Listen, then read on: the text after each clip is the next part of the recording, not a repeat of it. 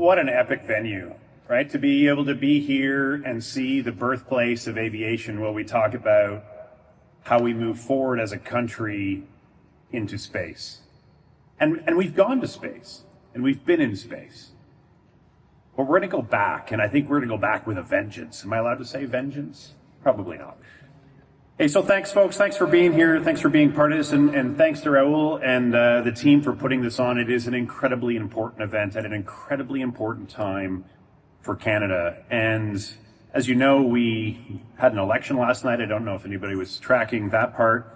And because it was an election period, had to be very careful about being able to be out in public as an official from the government of Canada and what I was allowed to say. And they asked that my speech be prepped in advance and approved, and so I didn't write one. Instead, I scribbled on my notes here, so I got my policy advisor to try to read it, and he said he couldn't, so I took that as we're good.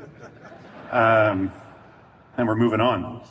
So one of the reasons Raul asked me to be here is based on, I think, a story I told at Spacebound last summer. I loved rockets as a kid. And if you've heard this story, bear with me, it's only a couple minutes. And I loved rockets because of their power and what they meant and what they represented.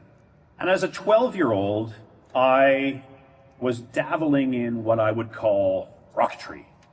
And in doing that, I accidentally lit my neighbor's house on fire. And I'll explain why. It's because I, again, as a 12-year-old, was given model rockets with not a lot of parental supervision, which is, I love my parents, and I'm so glad they gave me that type of oversight. And I found my dad's collection of fireworks, and I thought, fireworks are cool, rockets are cool. I bet if you hollowed out the inside of all of these fireworks and put them in a rocket and launched it, you could produce a pretty high altitude show.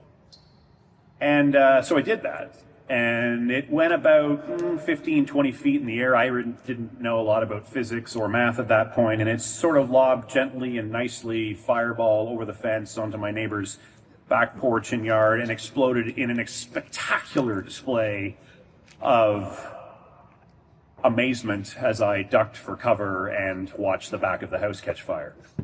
And the police came and explained to me that that's not really what we do with rockets. And so being an interested kid in rockets, I was told I wouldn't do that anymore. And instead the next thing I did was find a pretty long black piece of plumbing pipe and decided if you built a rocket inside of that, and then you carried it to the park and you shot it from your shoulder, again as a 12-year-old, that also gets people's attention.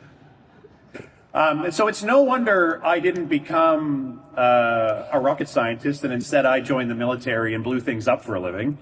But here we are. And so why am I here? And why did Raul ask me to talk? It's probably not about arson and how to burn your neighbor's house down. But as we look to the future from a space perspective and what it means to be a sovereign nation, there's two things I want to talk about. First thing is the mission focus areas for defense in space. And then the space life cycle or value chain that I think was talked about, and why it's important to me as a practitioner of warfare and how we think through that from an economics perspective in Canada. So first, let's talk about mission focus areas.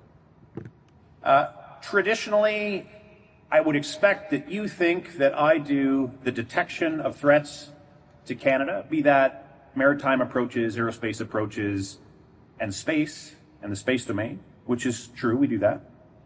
And then deter our adversaries from conducting things that would not align with our beliefs, not align with the way we want to conduct ourselves as a nation, maybe put threats on our sovereignty.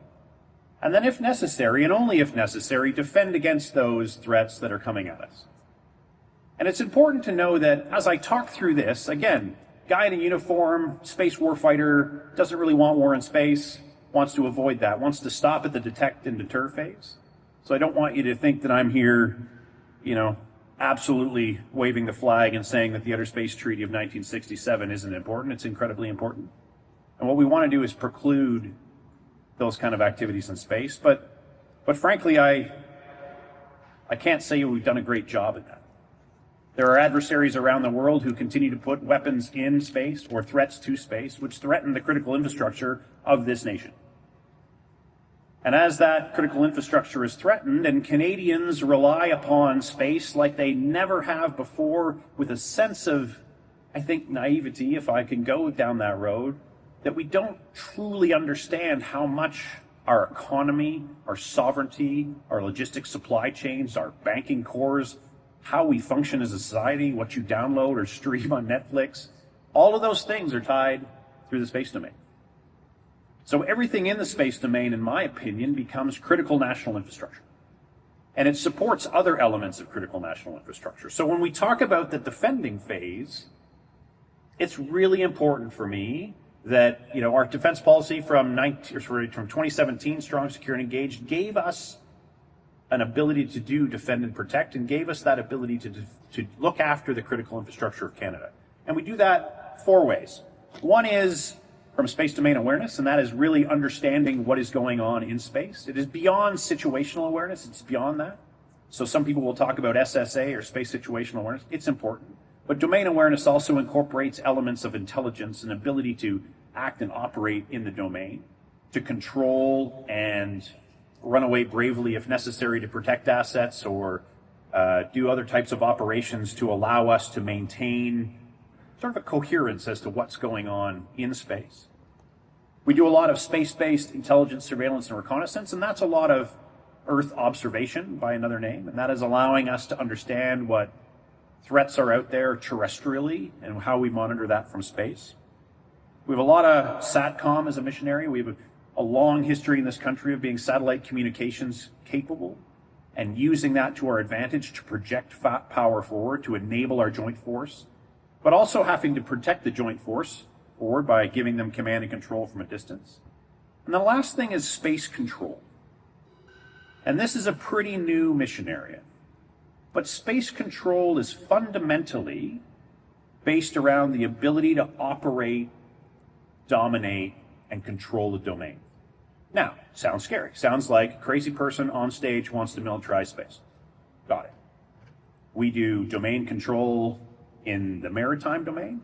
We do it in the aerospace domain. We do it in the land domain. And we're just starting to have these conversations now around, hey, our adversaries are doing some pretty squirrely things on orbit, and we should have the capabilities and ability to take action, offensive or defensive, to do that.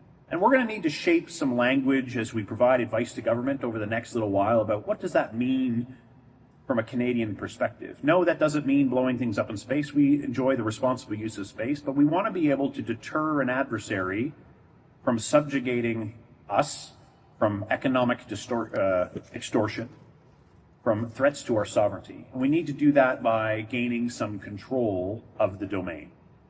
And so let me transition from more scary to less scary. Space control requires a couple things, but one of the things that's important and why you're here is resilience.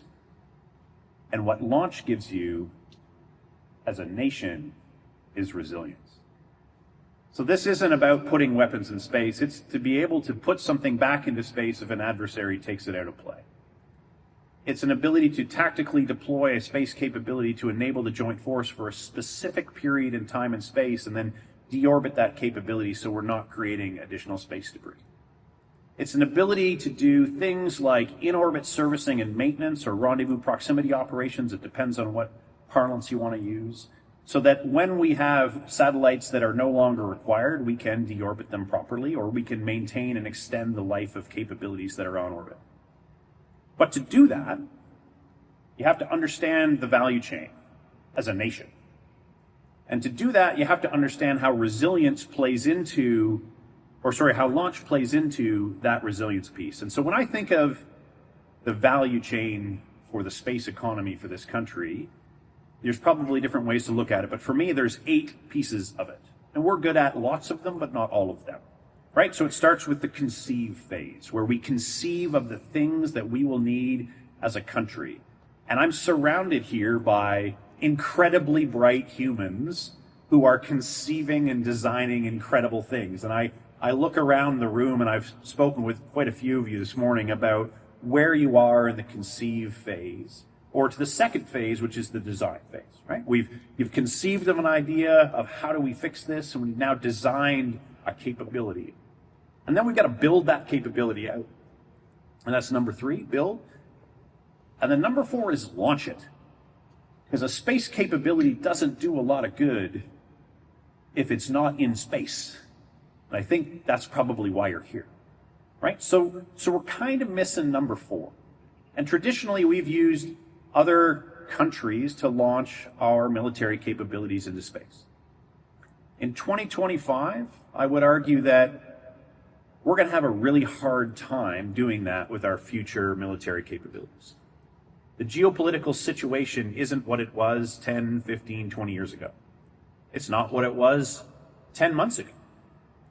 And as we look at that as a nation, one of the things that we have to consider is, how do we generate that sovereign or nationally separable capability to allow us to fulfill that step in the value chain? Because then you get to launch, and you launch from a sovereign site with sovereign capabilities and put sovereign assets to defend and protect the citizens of this country. And I think that's important.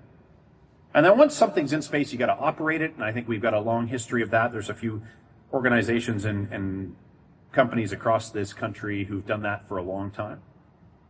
And then we talk about maintaining, right? It's not just TT&C and station keeping. It is, can I refuel? Can I maneuver without regret?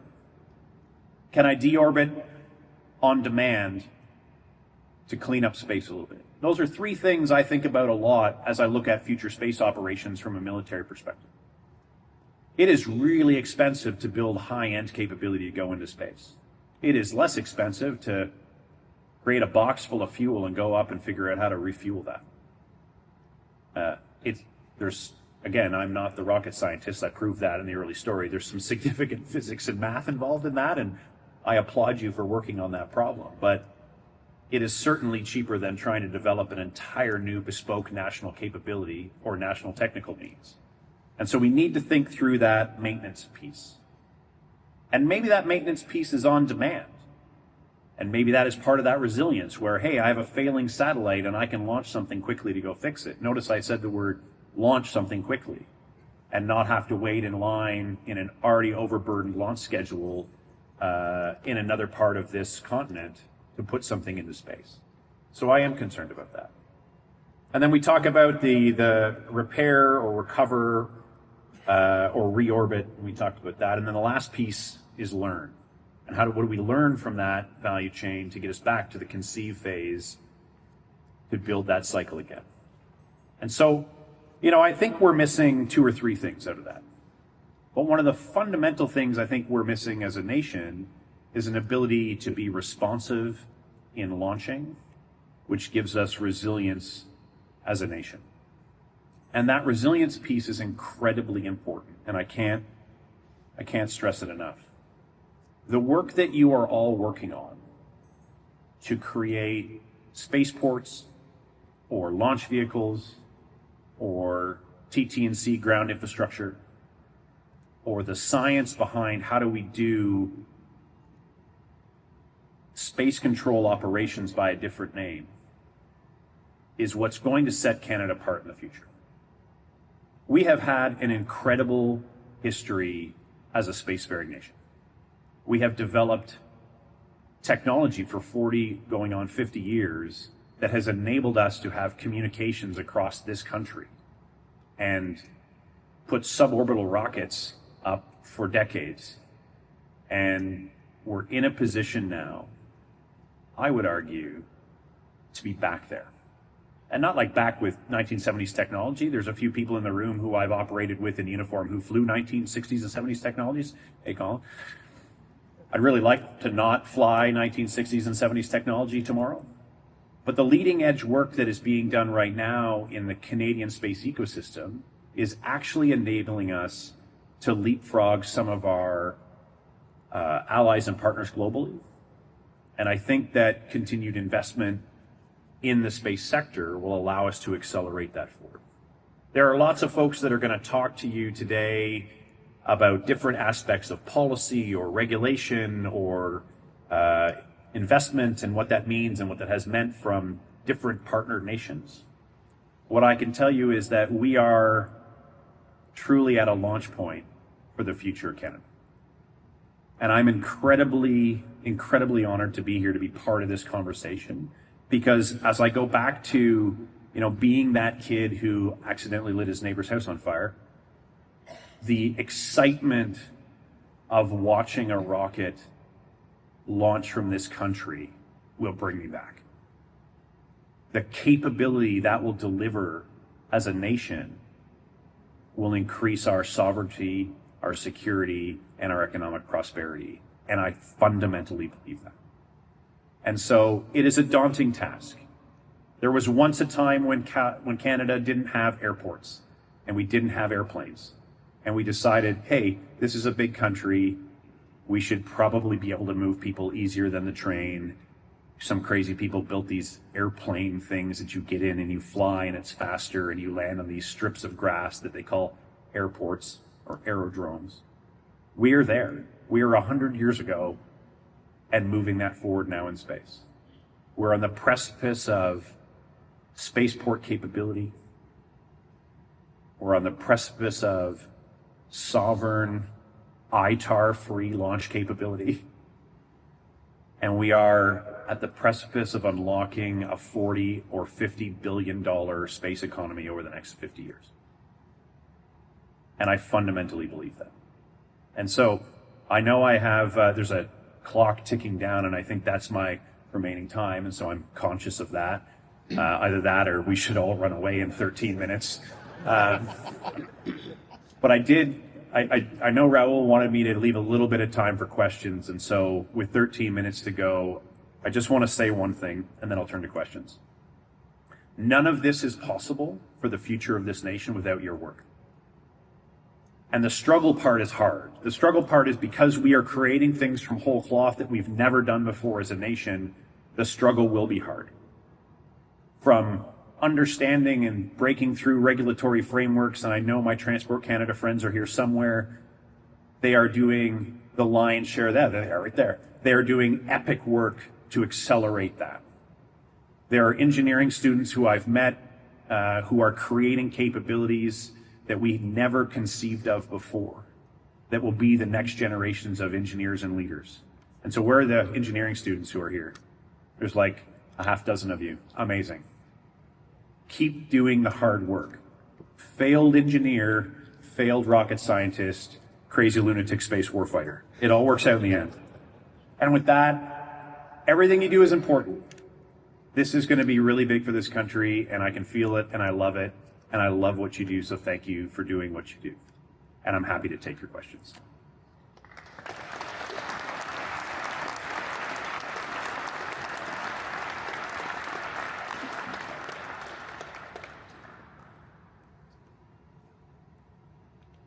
This is going to be really hard. Person in the back that I can barely see.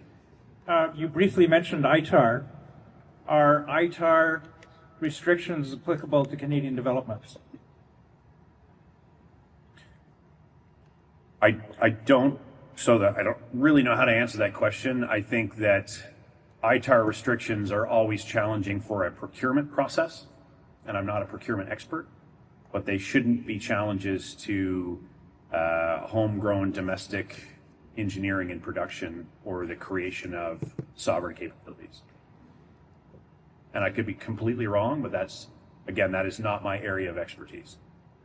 But I'm happy to give that a shot and go on record as saying, it shouldn't be a problem.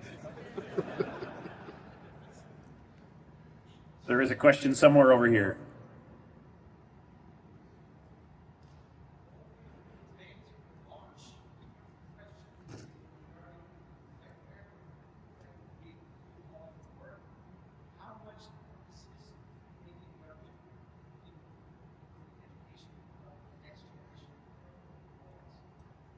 So I think I got like 30% of that question. I'll just do it again then. Thank you. Okay. So everything that we're doing today is regarding the launch. My question to you, sir, is how much emphasis is the Canadian government looking to the crew, the people that are going to, the education side of things, that will then enable us in over the next 20, 30, 40 years to actually grasp the opportunity that is in front of us? Yeah, so that's a great question, and the real answer here is, while I wear a uniform and I represent the government, I'm not sure what the new government's going to want to do because they got elected 6 hours ago. And that, I'm not trying to be joking. There's some shaping that is required and some advice to government from multiple government departments that will be required in part of this transition to get to that. But let me go back on what I said about being at the start of this journey and needing us to have the engineering talent developed. And Adam is here from Launch Canada. I got your name right this time. I screwed up the last two times, so I'm good. I feel good about that. I wrote it down. It's Adam. Think about where Launch Canada was as a nonprofit a couple years ago. Think about the number of folks and number of schools that are involved in that now. I think you're starting to see that. I start to see growth there. I think as we grow out the ecosystem broader, focused on what the government accepts as advice and the direction they want to take it, you will absolutely see kind of a full spectrum of investment all the way from that conceive phase, which is back in the academic institutions, out to how do we do things on orbit. And so I can't give you a clear answer because I don't know what government's going to do. I can say that there's certainly quite a few government agencies and partners and departments who are crafting their advice to government currently for the transition that will focus on why Canada needs to be a spacefaring nation again, and the importance of that from an economic perspective and a sovereignty perspective. And I think collectively that advice will turn into action, and that action will be across the board, from investment in Canadian infrastructure, Canadian companies, and academic institutions to grow the next generation of engineers and folks who are going to have to build this forward.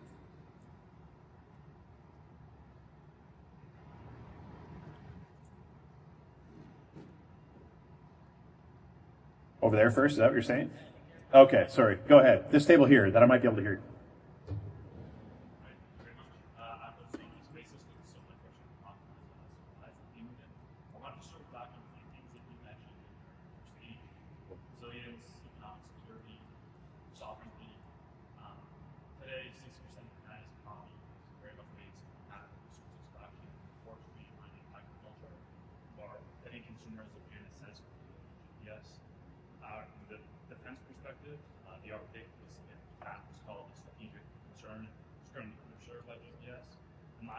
Canada's the only G7 nation without a dedicated GNSS constellation with GPS, downlink, and something. So my question is, do you think a sovereign PNT capability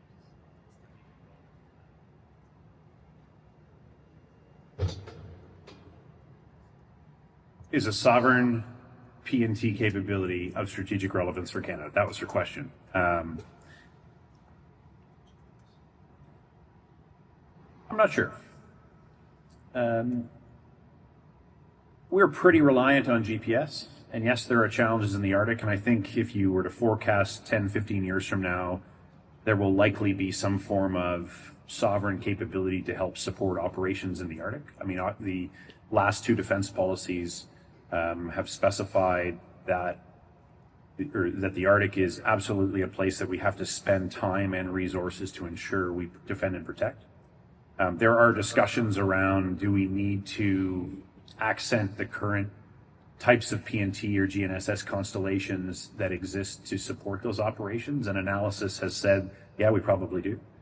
I don't think we're at risk of losing access to the GPS constellations as they are now. And I look at the next generation of things like MEOSAR and how we're tying some of our search and rescue capabilities to the next generation of GNSS that are produced in the continent of North America and put on orbit. And so from a military perspective, I'm not overly concerned about the sovereignty of the constellation that we are tied to. I am very concerned about PNT denied environments. And I am very concerned about our ability to be responsive and resilient in the face of incredible challenges in PNT denied environments, or GNSS denied environments. And so when I talked through kind of resilience and responsive launch, and one of those things was, hey, move something tactically in position to give us advantage. And it is not just communications, it's the ability to do advanced non-GPS precision navigation and timing, or GNSS. And it's something that different groups of people are working on now for a non-GPS based answer. The Arctic is a challenge. The Arctic is a challenge because of its orientation and the way you have to put things in orbit to support it, and for a host of other reasons. It's also incredibly cold and inhospitable, and I'm not overly worried about a land invasion through the Arctic, but I am really worried about search and rescue operations as the Northwest Passage and it becomes more navigable is the word, and tourism and other things that will create challenges on our already strained search and rescue capabilities. And so, you know, what are the capabilities tied to GNSS or PNT that can accelerate or enable a recovery or response time or a search time is important. And I think when you tie all those things together, it leads us down the road of what space-based capabilities can be put up to support the Arctic in various ways, and PNT or GNSS is likely one of those. We're going to go right there. Thank you very much. Space technology often moves in either a crawling pace or leaps and bounds, where we rely on TLR level 9 and 8 technology until we hit a wall that forces us to invest heavily in research and development. With the future space development that we're investing in, how open are we to new technologies and investing in those lower technology readiness levels? So, as a guy who really wants space effects by 2028, I can tell you I'll take like TRL 6 and we'll go to town. The challenge space is that's not necessarily how the procurement system works. And so I think with the defense industrial strategy being worked on right now and some changes or procurement reform occurring right now, we'll see what comes out of that work with the new government. There is certainly a need to help defense and others accelerate procurement, but also maybe I don't need an entire 17-year major capital project designed around ISAM.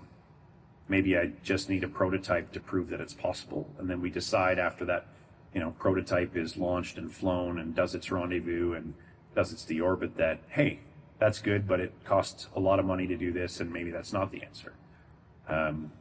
And so I look at a lot of things that we will call operational capability demonstrators at a lower TRL level, and a willingness with the RDC and research R&D communities to get to a point where we can operate prototypes versus operating long capabilities. The challenge is, you know, my organization and others are used to replacing an airplane with an airplane. It's the newer version of the thing we did, a ship with a ship, something with a something.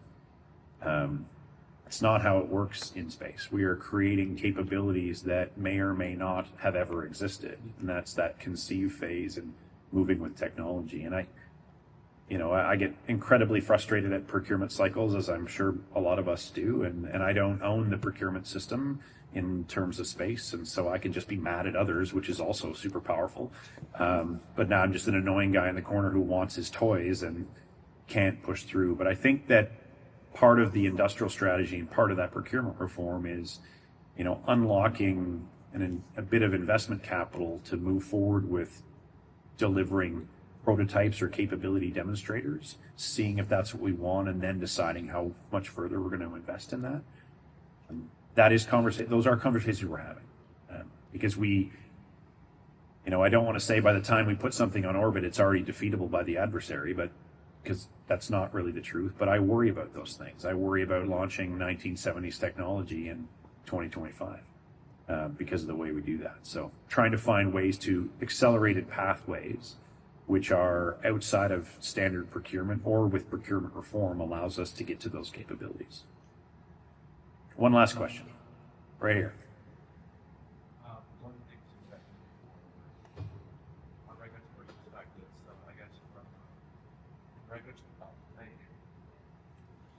From a regulatory perspective, one of the things I've been thinking about was IP.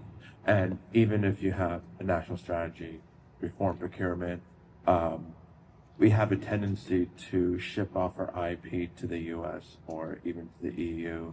And even if you bring, I guess, the incentives, I guess, how do you see Canadian businesses adapting, I guess, from your end? And do you expect that a national strategy would even, I guess, change the attitude that we have with regards to shipping our IP to the US? Because if we, or to the EU, because if we can do that, then our jobs and the actual talent won't stay. They'll just go somewhere else, and we can't grow those industries. Yeah, so great question. And are there IP lawyers here? Any? Okay, good, because they're smart and I'm not. I think the thing, and I'm going to answer your question in a different way.